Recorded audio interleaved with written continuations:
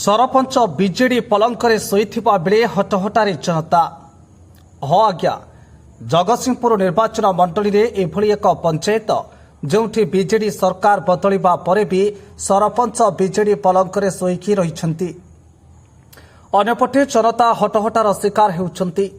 आज्ञा हाँ, जगतसिंहपुर ब्लॉक सदर शोभामूल पंचायत रे दीर्घ 25 वर्षर विजेडी सांसद काल चलीथिला दुर्नीतिर सीमा लंघिथिबा घटना, जहाँकि पंचायत रे दुईटा पानी टांकी अच्छी हेले एबे भी केतोटी ग्राम रे पाइप नाही कि पानी नाही। पंचायत रे गरीब हिताधिकारी बाद पड़िथिबा बेले अयोग्य हिताधिकारी प्रधानमंत्री आवास और राशन भत्ता हातेइछंती। विभिन्न ग्राम रे रास्ता रे पानी भरिथिबा जोगु लोके अंतसंत हेउथुबा बेले जल निष्कासन होई पारुनी। मशामाछीक आक्रमण और वर्तमान चाषी क्षेत्र में पानी बुड़ी जावाक बसिलानी हेले सफाई रे दल सफाई होई पारि नाही। अन्यपटे ग्राम रे पंचायत पक्षर लगा जाइथिबा स्ट्रीट लाइट सबु अचल होई ग्रामवासी अंधार रे हेले ठिकादार देखा नाही। अन्यपटे पंचायत रे लक्ष्मी बस स्टाण्ड निर्माण एते निम्नमानर काम करी लक्षाधिक सरकारी अर्थ को ठिकादार लूट करिथिबा बेले स्टाण्डटी वर्तमान भांगिबाकू बसिथिबा समय ठिकादार ब्लॉक जेई और सरपंच को हाथ में रखी प्याज करने सहित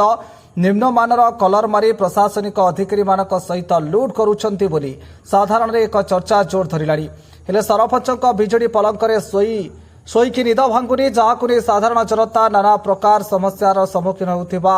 आनिले संगीन अभियोग। हेले विजेडी पलंकरे शोईथिबा प्रशासनिक अधिकारी मानक एभली पंचायत उपरे पड़ुनी नजर, जहाकु नै साधारण जनता आज एभली घटनार शिकार होउछंती बोली साधारण एक प्रश्नवाची छिड़ा करिछि। तेज देखिबार अछि जगतसिंहपुर जिला प्रशासन केबे दुर्नीतिखोर उपरे दृढ़ कार्यानुष्ठान ग्रहण करुछंती। जगतसिंहपुर जिलार संग्राम किशोर पट्टनायक रिपोर्ट, आवाज ओडिशा।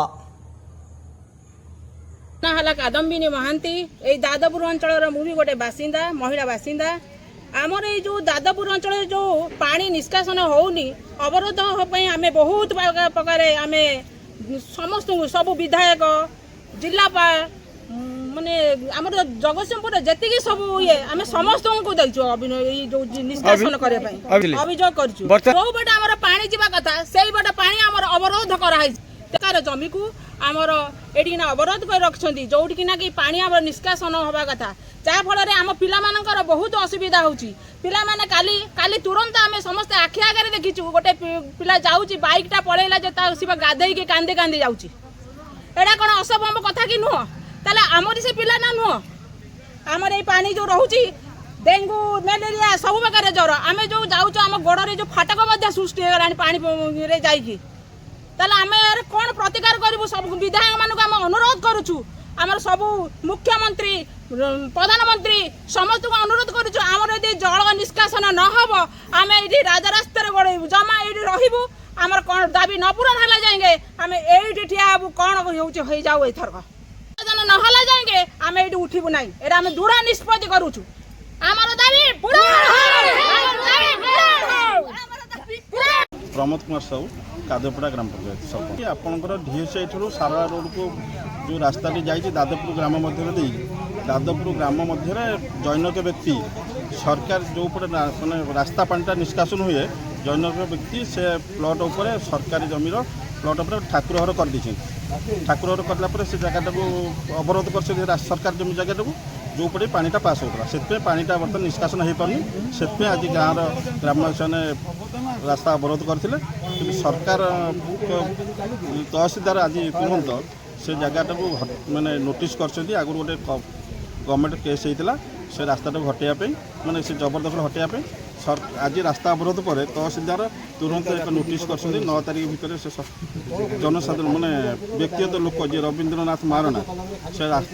जबरदखल जो कर सरकार जमीटा से हटाइदेवाई 9 तारिख भितर हटाइवाई गोटे नोटिस कर कारण कौन सरकार अवहेला टी